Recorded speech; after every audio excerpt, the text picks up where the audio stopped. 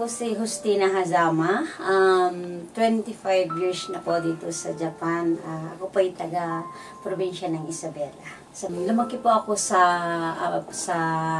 buhay magsasaka. So ako po ay sa 8 magkakapatid. Ako po yung bunso. So nakita ko po kung anong hirap ng aking pamilya at mga kapatid. So dahil lahat po ng pamilya ko is magsasaka po. Sa murang edad ko, sabi ko ay subukan ko baka sakaling mapalad at mabigyan ng pagkakataon para makatulong din sa pamilya. At the age of 19, napasabak na po. Naging buhay ko doon, 8 months po na hindi ako nabigyan ng day off.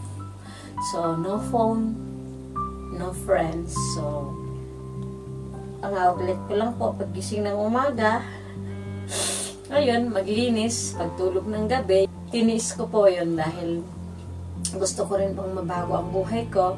Tsaka, alam ko, hirap ng pamilya ko sa Pilipinas. So, parang yung desire ko po na makatulong at mabago ang buhay ko po. Nagtatrabaho po ako bilang isang nani.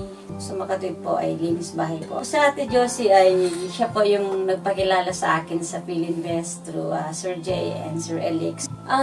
Mahirap po dahil nagtrabaho po ako ng 1 year and then nakilala ko po yung asawa ko. Nagpakasal kami. So, buhay din po ng asawa ng Japanese ay hindi ganun kadali.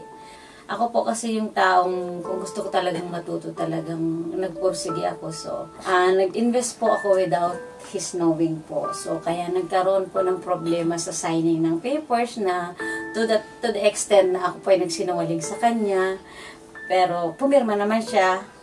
Sabi niya, wow, ang ganda. Sabi niya, dinala ko siya sa roof and everything and sa mga facilities. Sabi niya, gusto kong tumira dito. Sabi niya, gusto mo ba talaga? Sabi niya, oo. Sabi niya, yung tinignan nating room is sa atin na. Sabi niya, honto kay? Sabi niya, yung totoo ka? Sabi niya, oo. Sabi ko, actually, yan dito yung papelo. Sabi niya, natutuwa po siya dahil actually, to be honest po, nagtatrabaho po ako pero hindi niya pinakikialaman yung sahod ko.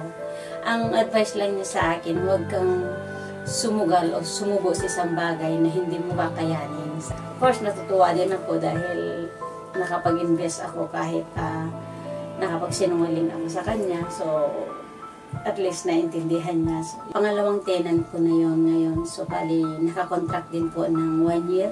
So, yung nag-start siya lumipat siya nung December 31 yung pangalawang tenant. So, 1 year contract. Ay, 15,000. Yes po, sa ating mga kababayan na nandito sa Japan, of course, alam natin na dito po kasi sa Japan ay yung mahilig sa mga branded. Minsan bumili ako ng isang bag, sabi niya,